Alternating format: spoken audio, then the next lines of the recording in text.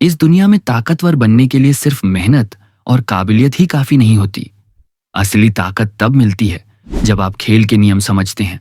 और आज हम बात करेंगे रॉबर्ट ग्रीन की 48 कानूनों की तीसरी कानून की, अपनी मंशाओं को छिपा कर रखो। सोचिए, अगर कोई पहले से जान जाए कि आप क्या करने वाले हैं, तो क्या वो आपको रोकने की कोशिश नहीं करेगा?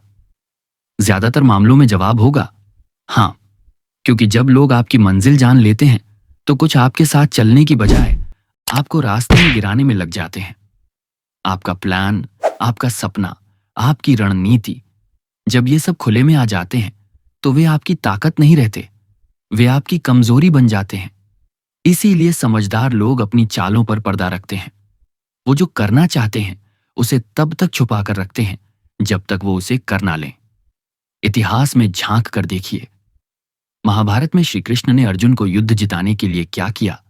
उन्होंने कभी अपने इरादे सीधे जाहिर नहीं किए। उन्होंने हर कदम सोच समझकर और रणनीति से उठाया। मान लीजिए आप एक नया बिजनेस शुरू करना चाहते हैं। आप अपने सभी दोस्तों, रिश्तेदारों को बताते हैं कि आप क्या करने जा रहे हैं। कुछ तारीफ करेंगे, कुछ सलाह देंगे, लेकिन कुछ ऐसे भी होंगे जो कहेंगे, अरे छोड़ो, तुमसे नहीं होगा, बहुत रिस्क है, इतने लोग कर रहे हैं, तुम क्या नया कर लोगे? धीरे धीरे आप पर शक होने लगता है खुद से। आपका आत्मविश्वास डगमगाने लगता है और आपका सपना, जो एक वक्त पर एकदम साफ था, अब धुंधला होने लगता है। अब उसी स्थिति को सोचिए जब आपने किसी को नहीं बताया। आप चुपचाप प्लान बनाते हो, सीखते हो, छोटे छोटे कदम उठाते हो। लोगों को तब पता चलता है जब आपकी चीज मार्केट में आ चुकी होती है, जब आप खुद को साबित कर चुके होते हो। एक कहावत है, काम इतना शांत होना चाहिए कि जब उसका नतीजा सामने आए तो शोर मच जाए। बात सिर्फ सुरक्षा की नहीं है, बात नियंत्रण की है। जब आप अपनी मंशा सबको बता देते हैं तो आप अपने इमोशंस को दूसरों के हाथों में दे देते हैं। अब वो जो कहेंगे वही आपके फैसले को प्रभावित करेगा।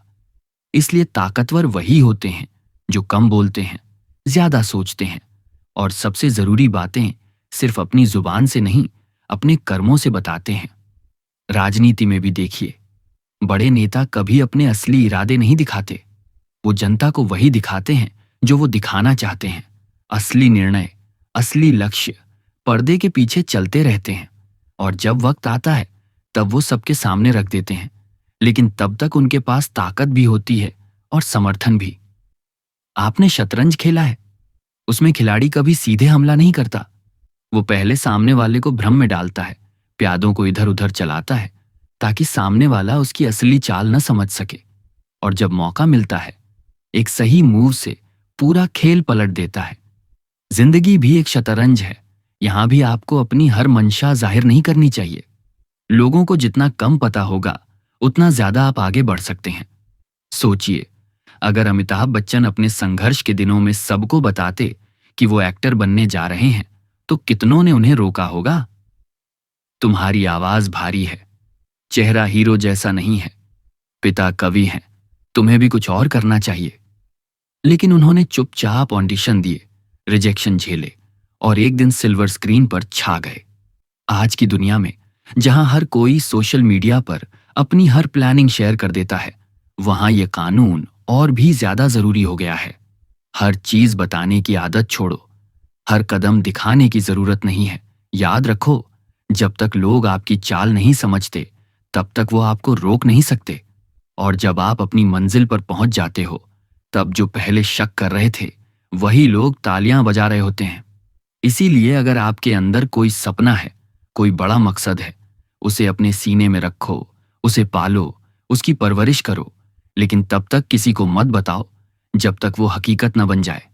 ताकत शोर में नहीं होती, ताकत उस शांति में होती है जहां आप खुद को जानते हैं, लेकिन दुनिया को सिर्फ उतना ही दिखाते हैं जितना जरूरी है। यही है लॉ नंबर 3, अपनी मंशाओं को छिपा कर रखो।